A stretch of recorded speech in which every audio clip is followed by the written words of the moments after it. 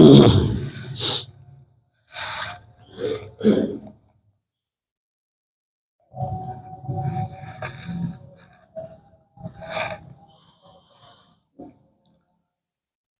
الحمد لله نحمده ونستعينه ونؤمن به ونتوكل عليه ونعوذ بالله من شرور أنفسنا ومن سيئات أعمالنا من يهده الله فلا مضل له ومن يضلل فلا هادي له وأشهد أن لا إله إلا الله وأشهد أن محمدا عبده ورسوله يا أيها الذين آمنوا اتقوا الله حق تقاته ولا تموتن إلا وأنتم مسلمون يا أيها الناس اتقوا ربكم الذي خلقكم من نفس واحدة وخلق منها زوجها وبث منهما رجالا كثيرا ونساء واتقوا الله الذي تساءلون به والأرحام إن الله كان عليكم رقيبا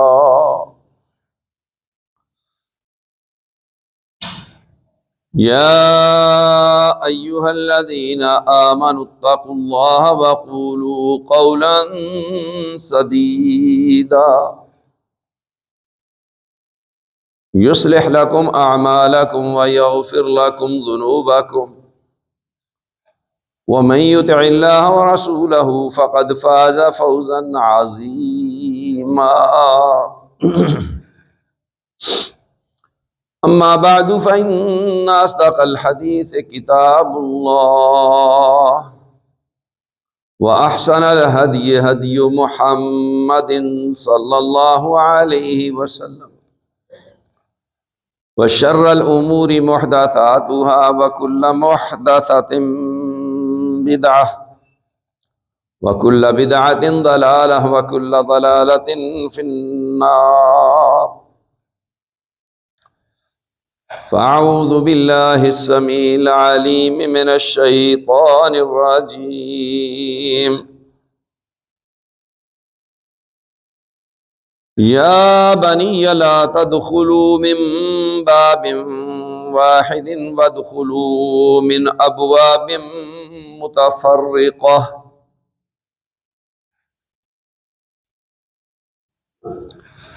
وما أغني عنكم من الله من شيء إن الحكم إلا لله عليه توكلت وعليه فليتوكل المتوکلون۔ میرے بھائیو دوستو، ہمارا آج کا موضوع ہے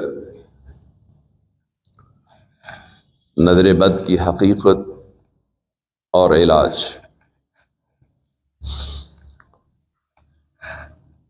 نظر بد یہ قرآن مجید کی جو آیت مبارکہ آپ کے سامنے تلاوت کی گئی ہے، سورہ یوسف کی آیت نمبر 67، اس میں یعقوب علیہ السلام نے جب اپنے بیٹوں کو مصر غلہ لینے کے لیے بھیجا تو 11 بیٹے تھے، تو ان سے کہا کہ جب تم مصر میں داخل ہو تو ایک دروازے میں سے داخل نہیں ہونا، علیحدہ علیحدہ دروازوں سے داخل ہونا ہے۔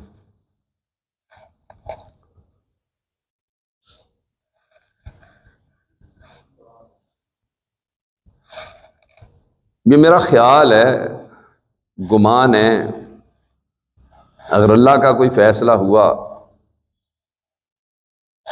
تو پھر تمہیں کوئی چیز کفایت نہیں کرے گی، اور نہ ہی میری یہ تجویز اور تدبیر کسی کام آ سکے گی۔ حکم صرف اللہ تبارک و تعالی کا ہی چلتا ہے۔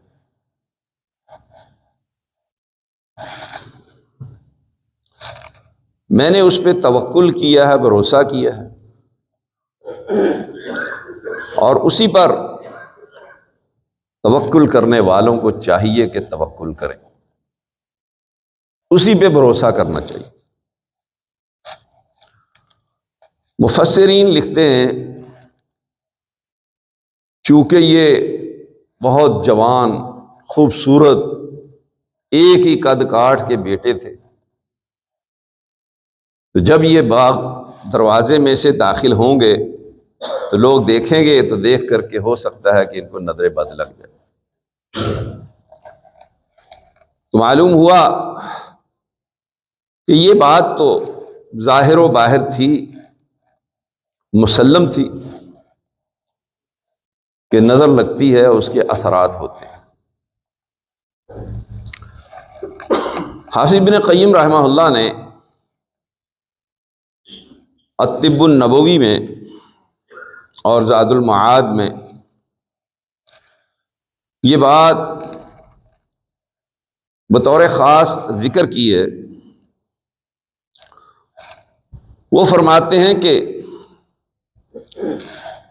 نظر کا تیر نظر زدہ کو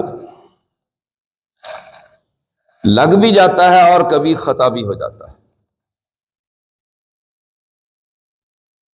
اور کبھی یہ نظر کا تیر اس پر واپس بھی آ جاتا ہے۔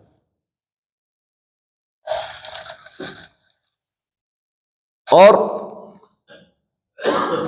اس تیر کا تعلق روح اور دل کے ساتھ، اور اس کے پھر انسان کے اوپر اثرات مرتب ہوتے ہیں۔ جیسا کہ دوسرا تیر وہ جسم اور بدن پر اثر کرتا ہے، تو یہ بات تو امت مسلمہ میں متفق علیہ ہے۔ قرآن مجید سے بھی یہ بات ثابت ہے، اور احادیث رسول سے بھی کہ آپ صلی اللہ علیہ وآلہ وسلم نے اس کو مختلف مواقع پر بیان کیا۔ قرآن مجید نے اس کے بچاؤ کا طریقہ بھی بتایا، نبی صلی اللہ علیہ وآلہ وسلم نے بھی اس سے بچاؤ کے طریقے اختیار کیے اور امت کو تعلیم دی۔ اس میں تو کوئی دو رائے نہیں ہے، لہذا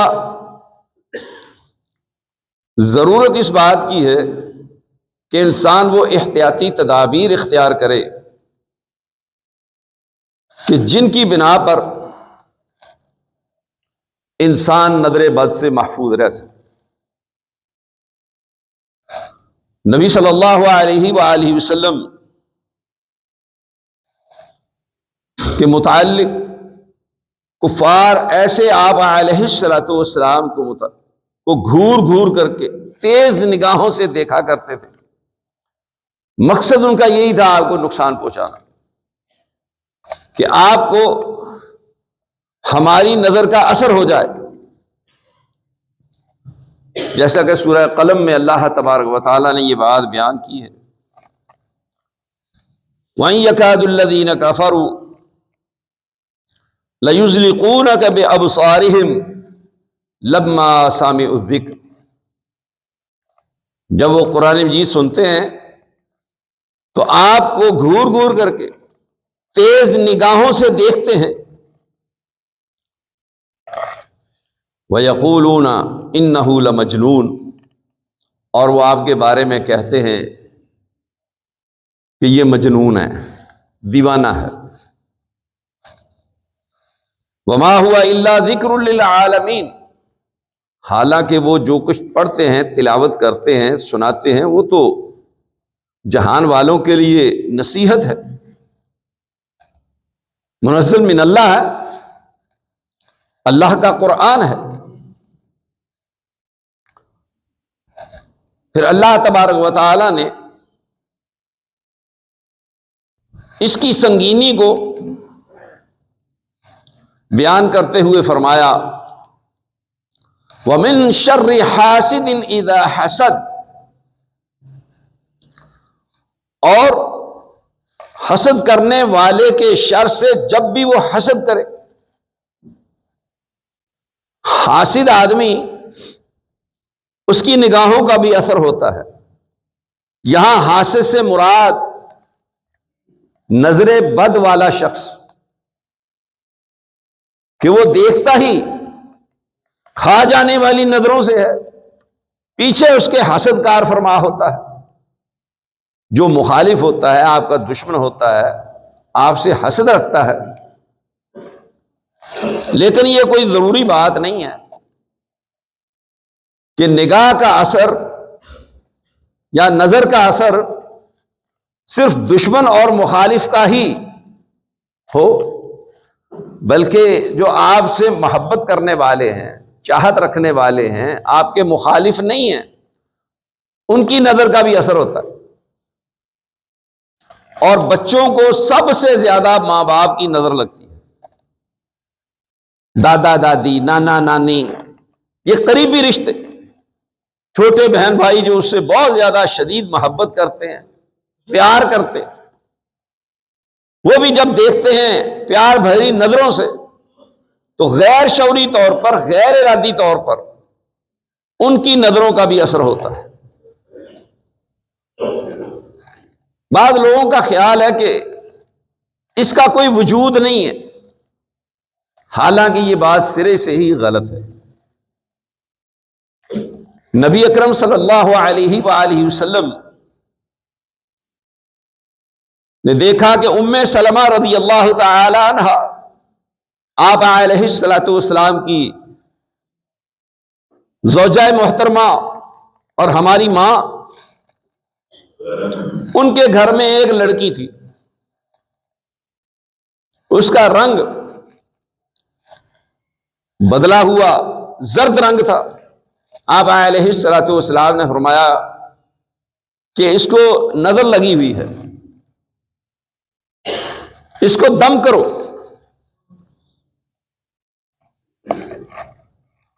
تو لہذا اس کو دم کیا گیا تو وہ بالکل ٹھیک ہو گئی، صحت مند ہو گئی۔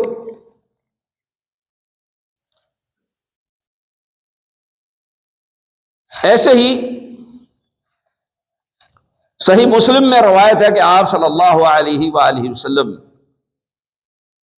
کو خبر دی گئی سہل بن حنیف کے متعلق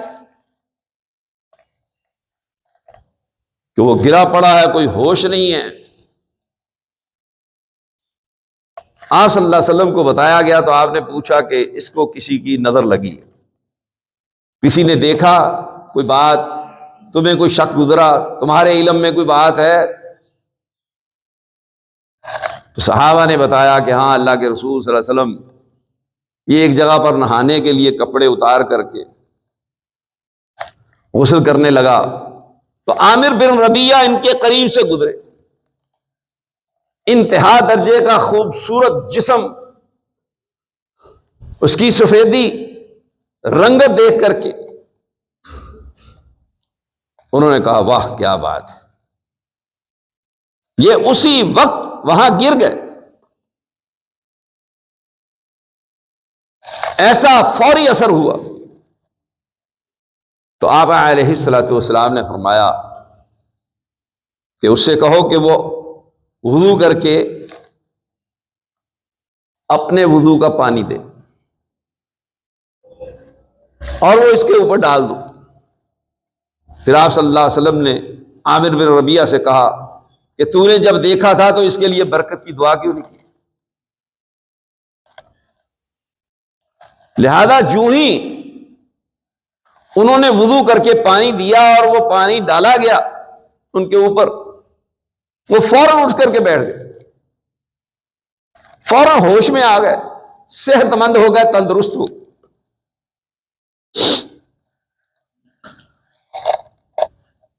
بعض لوگ کہتے ہیں کہ جی یہ کیسے ممکن ہے؟ تو حافظ بن حجر اسقلانی رحمہ اللہ نے فتح الباری میں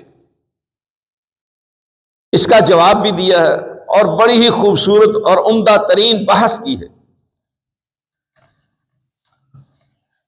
وہ فرماتے ہیں کہ ضروری نہیں ہے کہ دیکھنے سے ہی اثرات مرتب ہوں، بعض اوقات بغیر دیکھے انسان کے سامنے کسی کے اوصاف بیان کیے جاتے ہیں، اس کے مال کا، اس کی اولاد کا، اس کے حسن و جمال کا، اس کے مرتبہ مقام کا ذکر کیا جاتا ہے، تو وہ شخص سن کر کے اس کے متعلق جو اس کے دل میں خیالات پیدا ہوتے ہیں، تو فرماتے ہیں کہ وہ دور دراز جو لہریں اٹھتی ہیں اس کے اندر سے، اس کے اوپر اثرات مرتب ہوتے۔ پھر وہ فرماتے ہیں کہ ہم سے کئی آدمیوں نے اپنی یہ کیفیت بیان کی جن کی لوگوں کو نظر لگتی تھی،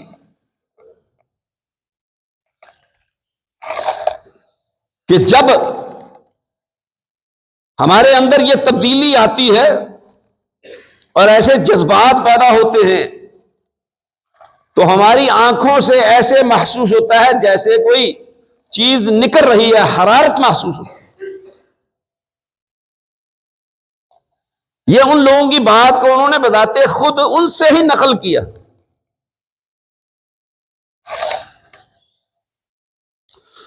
اور یہ بات حدیث رسول سے بھی ثابت ہے کہ نبی اکرم صلی اللہ علیہ وآلہ وسلم نے فرمایا، صحیح بخاری اور صحیح مسلم کی حدیث ہے،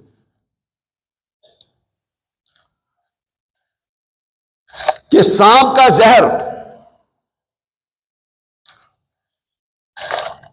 اس کے اثرات ہوتے ہیں بغیر کاٹے، بغیر ڈسے۔ آپ صلی اللہ علیہ وسلم نے فرمایا کہ سانپوں کو مار ڈالو۔ بطور خاص آپ علیہ الصلوۃ والسلام نے فرمایا کہ وہ سانپ جس کے سر پر نقطے ہوں، دو لائنیں ہوں اور جو دم بریدہ ہو، ابتر دم کٹا، یعنی دم اس کی ہوتی ہے لیکن معمولی سی، اور محسوس ایسے ہوتا ہے جیسے اس کی دم کٹی ہوئی ہے۔ آپ فرماتے ہیں یہ دونوں نور بصارت یعنی بینائی زائل اور حاملہ عورت کا حمل گرا دیتے، ڈستے نہیں ہیں۔ جو ہی آنکھیں چار ہوتی ہیں آدمی کی بینائی چلی جاتی ہے۔ حاملہ عورت کا حمل گر جاتا ہے تو انسانوں کی نظر کا اثر کیوں نہیں ہوگا؟ یقیناً ہوتا ہے، جیسے کہ مشاہدات موجود ہیں اور ایسی ایسی باتیں ہیں، ایسے ایسے معاملات احادیث میں اور کتب تواریخ میں محفوظ ہیں۔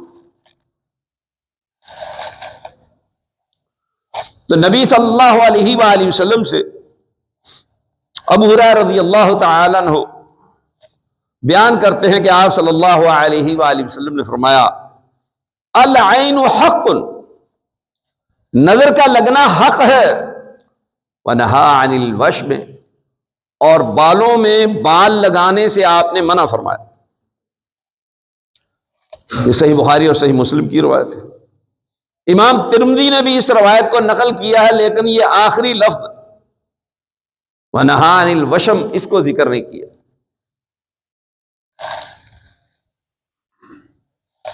اسی طرح عبداللہ بن عباس رضی اللہ تعالی عنہ سے روایت ہے کہ آپ صلی اللہ علیہ وآلہ وسلم نے فرمایا العین حق ولو كان شيء سابق القدر لسبقته العین، کہ نظر کا لگنا بالکل حق ہے، اگر کوئی چیز تقدیر پر سبقت کرنے والی ہے تو وہ نظر بد ہے۔ اس سے آپ اندازہ لگائیں۔ پھر آپ علیہ الصلوۃ والسلام نے یہ تعلیم دی ہے وَإِذَا اسْتُغْسِلْتُمْ فَاغْسِلُوا، اور جب تم سے غسل کے پانی کا مطالبہ کیا جائے تو غسل کر کے وہ پانی دو۔ یہ صحیح مسلم کی حدیث ہے۔ کیونکہ جس آدمی کو یہ بات کہی جاتی ہے کہ جی آپ کی نظر لگی ہے، وہ ماننے کے لیے تیار ہی نہیں ہوتا۔ اس کو علم بھی ہو جائے، اس سے وہ نظر زدہ آدمی کے لیے پانی مانگا جائے تو وضو کر کے پانی دینے میں اپنی توہین سمجھتا ہے، انکار کر دیتا ہے، جبکہ آپ صلی اللہ علیہ وآلہ وسلم نے حکم دیا۔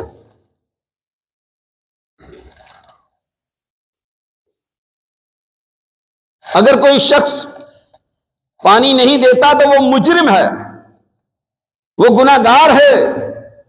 اگر اس شخص کی موت واقع ہو گئی تو یہ شخص قاتل ٹھہرے گا۔ کسی مسلمان آدمی کی جان کے ساتھ کھلواڑ کرنا یا کسی کو نقصان دینا اور تکلیف پہنچانا آپ کو معلوم ہے کہ حرام ہے، کسی صورت اس کو جائز نہیں ہے کہ وہ غسل کا پانی نہ دے، وہ پانی اس کو دینا چاہیے۔ یہ اس پر فرض ہے کہ اپنے مسلمان بھائی کو اس تکلیف سے نجات دلا دے۔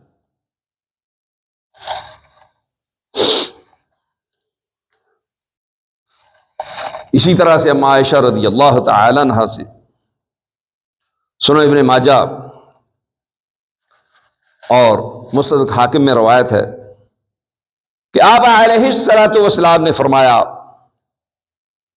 استعیذوا باللہ من العین فإن العین حق، نظر بد سے پناہ مانگو، یقیناً نظر بد کا لگنا حق ہے۔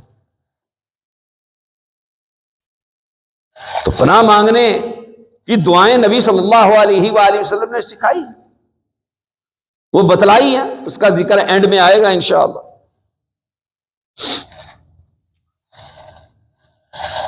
جابر بن عبداللہ رضی اللہ تعالی عنہ سے روایت ہے کہ آپ صلی اللہ علیہ وآلہ وسلم نے فرمایا اکثر من یموت من امتی بعد قضاء اللہ وقدرہ بالعین، میری امت کے اکثر لوگ ان کی موت قضاء و قدر کے بعد نظر بد سے ہوگی۔ اس روایت کو امام بزار نے اپنی مسند میں، امام ابو داؤد طیالسی نے، اور اسی طرح سے امام بخاری نے التاریخ الکبیر میں ذکر کیا، اور سند اس کی صحیح ہے۔ یہ اتنی خوفناک چیز ہے، ہم دیگر لوگوں کے شر سے، دیگر پریشانیوں سے، تکالیف سے بچنے کے لیے تو وظائف کرتے ہیں، لیکن اس سے بچنے کے لیے جو چھوٹی چھوٹی دعائیں نبی صلی اللہ علیہ وآلہ وسلم نے سکھائی ہیں وہ نہیں پڑھتے۔ ویسے تو اگر کوئی شخص باقاعدگی کے ساتھ صبح و شام کے وظائف کرتا ہے اور اس میں یہ دعا پڑھتا ہے اعوذ بکلمات اللہ التامۃ من شر ما خلق، بسم اللہ الذی لا یضر مع اسمہ شیء فی الارض ولا فی السماء وہو السمیع العلیم. ایسے ہی آیت الکرسی پڑھتا ہے. تینوں آخری کل جو ہیں وہ صبح و شام 3 مرتبہ پڑھتا ہے. یقیناً وہ نظر بد سے محفوظ رہے گا. کہ رسول اللہ صلی اللہ علیہ وآلہ وسلم نے اس کے متعلق گارنٹی دی ہے کہ ہمہ قسم کے شرور برائیوں سے یہ چیزیں آپ کو محفوظ کر دیں. اللہ اکبر. اما عائشہ رضی اللہ تعالی عنہ سے ہی صحیح مسلم میں روایت ہے، فرماتی ہیں کہ جب نبی صلی اللہ علیہ وآلہ وسلم بیمار ہوتے، جبرائیل امین علیہ السلام تشریف لاتے اور آپ علیہ السلام کو دم کرتے اور آپ صحت یاب ہو جاتے. وہ دم کے الفاظ نقل کرتی ہیں، بسم اللہ یبریک من کل دائن، اللہ کے نام کے ساتھ کہ وہ آپ کو ہمہ قسم کی بیماری سے محفوظ رکھے، اس سے نجات دے دے. یشفیک ومن شر حاسد اذا حسد، اور ہر حسد کرنے والے کے حسد سے جب وہ حسد کرے. وشر ذی عین، اور نظر بد سے. اس میں بطور خاص یہ الفاظ جبریل امین علیہ السلام پڑھتے کہ اگر آپ کو نظر بد سے یہ بیماری آئی ہے، تکلیف آئی ہے، تو پھر بھی اللہ تبارک و تعالیٰ آپ کو شفا دے دے، اس سے بچا لے، محفوظ کر لے. بیماری ہے تو تب بھی، کوئی تکلیف ہے، جو کچھ بھی ہے، اب یہ دعا بطور خاص یاد کرنی چاہیے اور صبح و شام اس کو پڑھنا چاہیے، اس کا اہتمام کرنا چاہیے.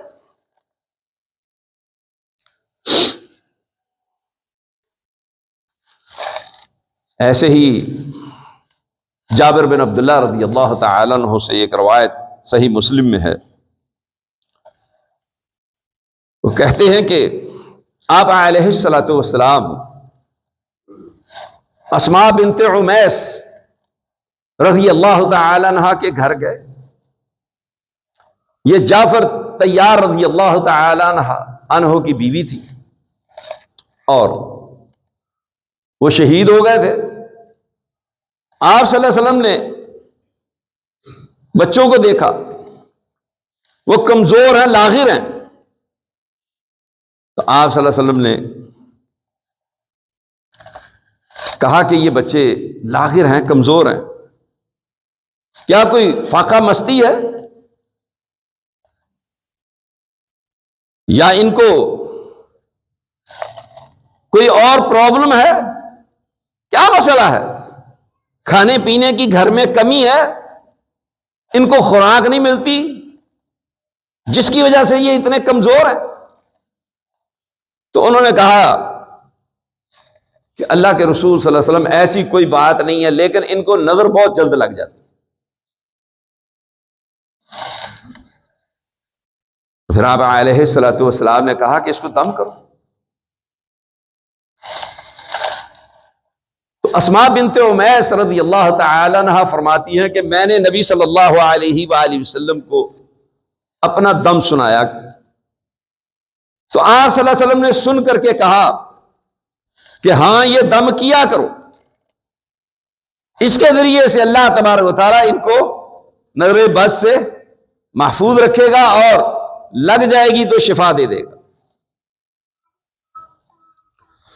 اور یہ نظر بد آپ دیکھیں کہ حاسد آدمی جب سانس لیتا ہے اس کے سانس کے ساتھ اس آدمی تک اس کے اثرات پہنچتے ہیں. جو محسود ہوتا ہے، ہلا دیں ان کو، اس تک اثرات پہنچتے ہیں باقاعدہ. اور اگر حاسد سے اللہ کی پناہ میں نہ آئے تو حاسد کے شر سے بچنا بہت مشکل ہے.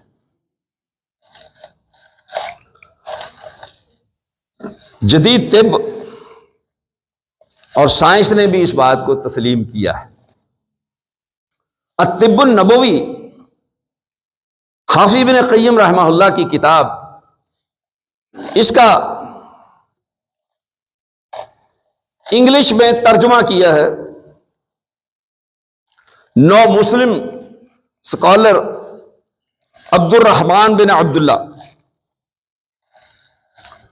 سابقہ اس کا نام تھا ریمنڈ جے مینڈرولا،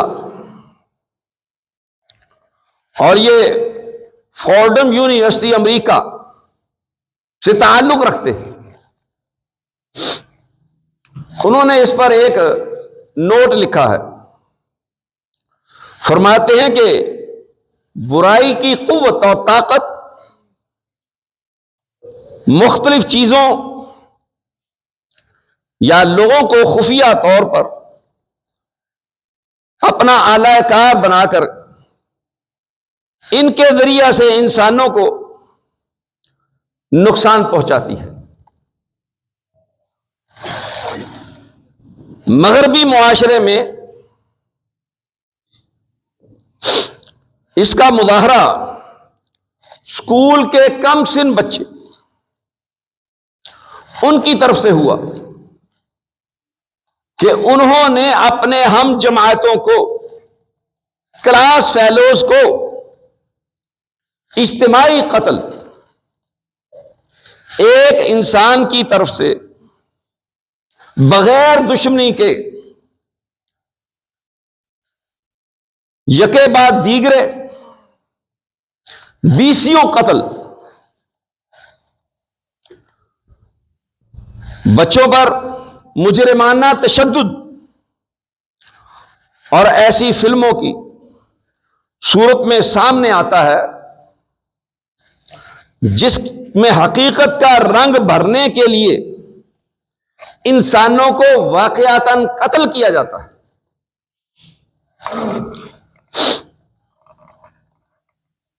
تو یہ فرماتے ہیں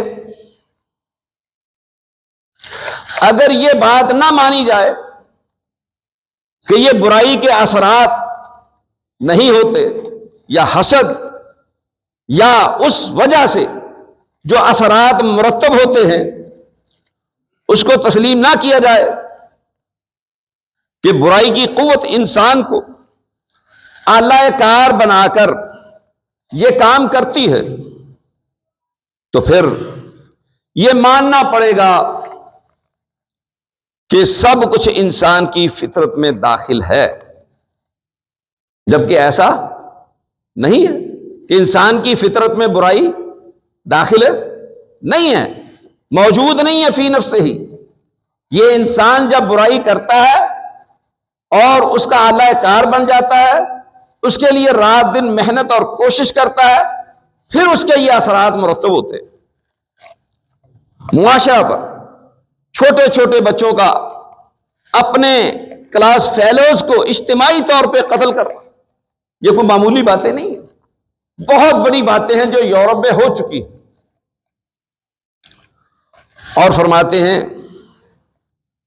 کہ مسلمانوں کو یہی بتایا گیا کہ برائی کی ان قوتوں سے اللہ کی پناہ حاصل کی جائے. ان برائیوں سے بچنے کے لیے اللہ تبارک و تعالی سے پناہ مانگی جائے، طلب کی جائے، حاصل کی جائے.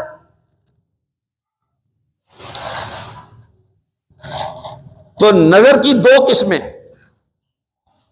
ایک قسم انسانی، دوسری قسم جنی. کہ جنات کی بھی نظریں بد لگتی ہے، جیسا کہ ام سلمہ رضی اللہ تعالی عنہا کی روایت ہم نے سنائی آپ کو، اس میں لفظ صفعتن کا استعمال ہوا. امام بغوی رحمہ اللہ فرماتے ہیں صفعتن کا لفظ صرف جن کی نظر بد پہ استعمال ہوتا ہے. اسی طرح سے امام خطابی بھی یہی بات کہتے ہیں، دیگر محدثین بھی یہ بات کہتے ہیں. اس بنا پر حافظ ابن قیم نے نظر بد کی دو قسمیں بنائیں، انسانی اور جنی۔ انسانی نظر یہ ساری احادیث سنائیں آپ، لیکن اس پر مزید ایک روایت امام مالک نے اپنی موطا میں ذکر کیا، سنن ابن ماجہ میں موجود ہے کہ نبی صلی اللہ علیہ وآلہ وسلم نے فرمایا علامہ یقتل احدکم اخاہ، اور تم میں سے کوئی آدمی اپنے بھائی کو کیوں قتل کرتا ہے؟ اپنی نظر کی وجہ سے۔ تو لہذا یہ انسانی نظر بد کی بات ہو رہی، اور جنی کی اس حدیث میں ہم وضاحت کر چکے ہیں کہ نبی اکرم صلی اللہ علیہ وآلہ وسلم نے یہ بات بیان فرمائی، اور اس میں آپ صلی اللہ علیہ وآلہ وسلم نے بطور خاص یہ بات کہی، اس ترکو لہا فإن بہا نظرۃ صفعۃ، اس کو نظر صفعہ لگی ہے، یعنی جنی نظر ہے اس کو۔ اور امام ابن قیم نے یہ بات زاد المعاد میں ذکر کی ہے قاضی عیاض کے حوالے سے۔ قاضی عیاض فرماتے ہیں کہ جس آدمی کے متعلق یہ بات معلوم ہو جائے کہ اس کی نظر بد لوگوں کو لگتی ہے، اس کا اثر ہوتا ہے، تو حاکم وقت کو چاہیے کہ اس شخص کو قید کر دے یا اس کو گھر میں نظر بند کر دے۔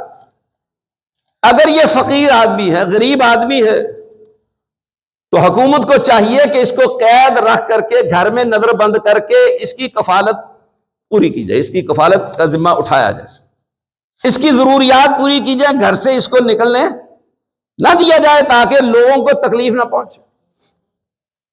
بطور دلیل انہوں نے نبی صلی اللہ علیہ وسلم کی حدیث بیان کی کہ آپ صلی اللہ علیہ وسلم نے فرمایا کہ جو شخص کچا پیاز اور لہسن کھا لے اس کے بعد وہ ہماری مسجد میں نہ آئے کہ اس سے فرشتوں کو اور انسانوں کو تکلیف ہوتی۔ ایک دوسری بات کہ موطا امام مالک میں روایت موجود ہے، امیر المومنین خلیفۃ المسلمین بیت اللہ میں طواف کر رہے تھے، انہوں نے ایک کوڑی عورت دیکھا کہ وہ بھی طواف کر رہی، انہوں نے اس کو کہا کہ بہتر ہے کہ تو گھر میں بیٹھتی، لوگوں کو اذیت نہ دیتی، تو بیت اللہ میں آ کے طواف کر رہی ہے، لوگوں کو اس سے اذیت ہوتی ہے، تکلیف پہنچتی ہے، نفرت ہوتی ہے۔ اس عورت نے پھر اس کے بعد بیت اللہ میں جا کے کبھی طواف نہیں کیا۔ جب امیر المومنین خلیفۃ المسلمین شہید ہو گئے تو لوگوں نے اس سے کہا کہ اب تو امیر المومنین شہید ہو گئے، اب جا کر کے طواف کرو، بیت اللہ میں جاؤ۔ اس نے کہا کہ اگر میں نے ان کی زندگی میں ان کی نافرمانی نہیں کی تو ان کے مرنے کے بعد بھی ان کی نافرمانی نہیں کرو۔ اس کے دل میں بھی یہ جذبہ تھا کہ میری وجہ سے اگر لوگوں کو تکلیف ہوتی ہے، گھن آتی ہے، پریشانی ہوتی ہے، اذیت میں لوگ مبتلا ہوتے ہیں، تو مجھے بیت اللہ میں نہیں جانا چاہیے۔ اللہ اکبر۔ تو یہ بات ظاہر و باہر ہے کہ نظر بد کا اثر ہوتا ہے۔ اب ذرا ہم کچھ چیزیں گوش گزار کرنا چاہیں گے۔ سب سے پہلے یہ بات جس کی نظر کا اثر ہوتا ہے وہ اس کے لیے برکت کی دعا کرے، ماشاء اللہ لا قوت الا باللہ، یہ کلمات کہے، یہ قرآن سے ثابت ہے، نبی صلی اللہ علیہ وآلہ وسلم کی بھی تعلیمات ہے، جیسا کہ ہم بیان کر چکے۔ تو اس کے لیے برکت کی دعا کرے، بطور خاص یہ کلمات کہے کہ لا حول ولا قوت الا باللہ، یا ما شاء اللہ لا قوت الا باللہ، ما شاء اللہ لا حول ولا قوت الا باللہ، یہ الفاظ کہے۔ اگر یہ الفاظ وہ کہہ دے گا تو انشاءاللہ پھر اس کی نظر کا اس پر اثر نہیں ہوگا، نظر زدہ اس سے محفوظ ہو جائے گا، وہ بچ جائے گا۔ دوسری بات کہ نظر زدہ آدمی جو ہے وہ اللہ تبارک و تعالی کی مدد حاصل کرے، اللہ سے مدد مانگے، اللہ کی طرف رجوع کرے، جو دعائیں نبی صلی اللہ علیہ وسلم نے صبح و شام کی سکھائی ہیں وہ پڑھے۔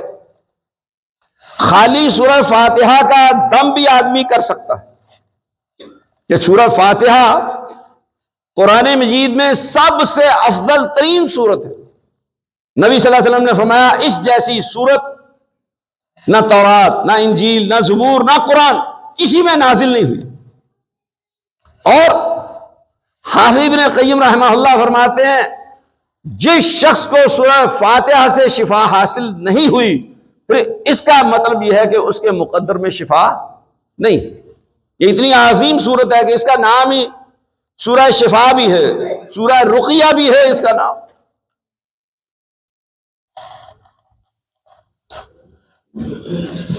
جس آدمی کی نظر لگتی ہے اس کے ساتھ حسن سلوک کیا جائے، اچھا معاملہ کیا جائے، کوئی تحفے تحائف بھیجے جائیں تاکہ وہ شخص جو ہے آپ کے بارے میں شعوری طور پر یا غیر شعوری طور پر جو حسد کا شکار ہے اس سے وہ باز آ جائے گا، اس کے دل میں آپ کے متعلق ایسی باتیں پیدا نہیں ہوں گی۔ ویسے تو ہمارے اسلاف کا یہ طریقہ رہا کہ ایک آدمی ایک بزرگ کی بڑی غیبت کرتا تھا، بڑی برائیاں بیان کرتا تھا، انہوں نے اس کی طرف تحفے بھیجنے شروع کر دیے، ہدایہ بھیجنے کا شروع کر دیے، گفٹ دینے شروع کر دیے۔ کچھ عرصہ بعد اس کو احساس ہوا یار میں اس کی برائی کرتا پھرتا ہوں اور وہ میرے ساتھ اچھا سلوک کرتے ہیں، آئے دن کوئی نہ کوئی تحفہ بھیجے رکھتے ہیں۔ اس نے برائی کرنا بند کر دی، غیبت کرنا چھوڑ دی۔ جب اس نے غیبت چھوڑ دی انہوں نے ہدایہ بھیجنے بند کر دیے۔ وہ آیا کہنے لگا جی ہم آپ کی برائی بیان کرتے تھے، آپ ہماری طرف تحفے تحائف بھیجتے تھے، اب آپ نے تحفے تحائف دینے بند کر دیے کہ ہم نے آپ کی برائی چھوڑ دی۔ انہوں نے کہا یار تو ہمارے ساتھ نیکی کرتا تھا، ہماری برائی کر کے اپنی نیکیاں ہمیں منتقل کرتا تھا، ہم اس کے جواب میں تیرے ساتھ اچھا سلوک کرتے تھے، اب تو ہمیں کچھ بھی نہیں دیتا لہذا ہم نے بھی چھوڑ دی۔ اب اس کو جرت ہی نہیں ہو سکتی تھی کہ دوبارہ سے وہ برائی شروع کرے، اس کو بھی احساس ہو گیا۔ بہرحال تینوں کل بطور خاص جیسا کہ پہلے بھی ہم اشارہ کر چکے، اور دیگر جو صبح و شام کے اذکار ہیں ان کا اہتمام کیا جائے، اللہ تبارک و تعالیٰ پر توکل کیا جائے، بھروسہ اسی ذات پہ کیا جائے، کسی اور پہ نہ کیا جائے۔ یہ قبروں بابوں شابوں کے پاس نہ جایا جائے، کسی غیر اللہ کے نام کی نظر اور نیاز نہ دی جائے، کوئی ایسا خلاف شرع کام نہ کیا جائے جس سے اللہ تبارک و تعالیٰ ناراض ہو جائے۔ شریعت کے دائرہ کار میں رہتے ہوئے شرک اور کفر سے بدعات سے بچتے ہوئے کام کرنے۔ آپ کو معلوم ہے کہ شرک سے انسان کے ہمہ قسم کے اعمال ضائع باطل ہو جاتے ہیں، برباد ہو جاتے ہیں۔ اللہ تبارک و تعالیٰ نے سورہ انعام میں 18 انبیاء کرام علیہم السلام کے نام ذکر کرنے کے بعد فرمایا لو اشرکوا لحبط عنہم ما كانوا يعملون، اگر یہ انبیاء بھی شرک کر بیٹھتے تو ان کے اعمال بھی ضائع و برباد ہو جاتے۔ نبی صلی اللہ علیہ وسلم کو بطور خاص مخاطب کر کے کہا لئن اشرکت لیحبطن عملک، اگر آپ نے بھی شرک کیا تو آپ کے بھی اعمال ضائع و باطل ہو جائیں گے۔ آپ شرک کرتے تھے، آپ کی گناہ کرتے تھے، اللہ کی نافرمانی کرتے تھے، آپ تو کبھی ان چیزوں کے قریب بھی نہیں جاتے تھے، لیکن یہ امت کو بتایا گیا کہ نبی کے اعمال بھی ضائع ہو سکتے، تو تم کس بات کی مولی ہو؟ تو لہذا شرک سے، بدعات سے، کفر سے، اور یہ پیر شیر جو لوگوں کو بتاتے ہیں ایسے کام، ان سے بالکل یہ بچنا لازم اور ضروری ہے۔ پھر اللہ تبارک و تعالیٰ کا تقوی اور صبر اسے اختیار کیا جائے، جیسا کہ اللہ تبارک و تعالیٰ نے سورہ آل عمران میں فرمایا وَإِن تَصْبِرُوا وَتَتَّقُوا لَا يَضُرُّكُمْ كَيْدُهُمْ شَيْئًا إِنَّ اللَّهَ بِمَا يَعْمَلُونَ مُحِيطٌ، اگر تم صبر کرو گے، تقوی اختیار کرو گے، تو ان کی سازشیں، ان کی نظر بد، ان کا حسد کینہ بغض تمہیں کوئی نقصان نہیں پہنچا سکے۔ بے شک اللہ تبارک و تعالیٰ جو کچھ یہ اعمال کرتے ہیں، تمہارے خلاف سازشیں کرتے ہیں، یا نقصان پہنچانا چاہتے ہیں، ان ساری چیزوں کو گھیرنے والا، ان کا احاطہ کرنے والا اللہ چھوڑے گا نہیں۔ آخر میں اہم ترین بات گناہوں کا چھوڑنا۔ جب انسان گناہوں سے باز آ جاتا ہے تو اس کے اندر اللہ تبارک و تعالیٰ کے خوف، تقوی، للہیت اس کے ساتھ تعلق کی وجہ سے اس قدر اس کا ایمان مضبوط ہو جاتا ہے کہ پھر شیطان کے داؤ پیچ اس پر اثر نہیں کرتے، اللہ تبارک و تعالیٰ اسے محفوظ رکھتا ہے۔ اور اللہ تبارک و تعالیٰ نے سورہ شورى میں اس بات کی بطور خاص خبر دی، فرمایا وما اصابکم من مصیبت فبما کسبت ایدیکم، جو بھی تمہیں تکلیف پہنچ دیا تمہاری اپنی شامت اعمال ہے، تمہارے گناہوں کی وجہ سے ایسا ہوتا ہے۔ اور برائی کا بدلہ اچھائی سے دینا، جیسا کہ قرآن نے تعلیم دی ہے، ادفع باللتی ہی احسن، کہ برائی کو اچھائی سے دور کرو، جیسا کہ اشارہ کر چکے ہم پہلے، کبھی تحفے تحائف بھیجو، اچھا سلوک کرو۔ پھر نبی صلی اللہ علیہ وآلہ وسلم سے جو دعائیں ہم نے پہلے ذکر کی ہیں وہ بھی، اور اس کے ساتھ بطور خاص یہ دعا صحیح بخاری میں آپ صلی اللہ علیہ وسلم سے منقول ہے کہ اعوذ بکلمات اللہ التامۃ من کل شیطان وہامۃ ومن کل عین لامہ۔ یہ دعا یاد کر لو، ایک سطر کی دعا ہے، چھوٹی سی دعا ہے، صرف آپ 5 منٹ لگائیں گے یہ دعا آپ کو یاد ہو جائے گی۔ تو یہ دعا خود بھی کیا کرو، گھر والوں کو بھی سکھاؤ، بچوں کو بھی سکھاؤ، اور یہ دعائیں اور یہ اذکار صبح و شام کریں گے، اس کا اہتمام کریں گے تو انشاءاللہ تبارک و تعالی ہم نظر بد سے محفوظ ہو جائیں گے۔ اللہ تبارک و تعالیٰ سے دعا ہے کہ اللہ تبارک و تعالیٰ ہمیں کتاب و سنت کی پابندی کرنے اور جن چیزوں کی طرف توجہ دلائی ہے ان کو اپنانے کی توفیق عطا فرمائے۔ وآخر دعوانا الحمدللہ۔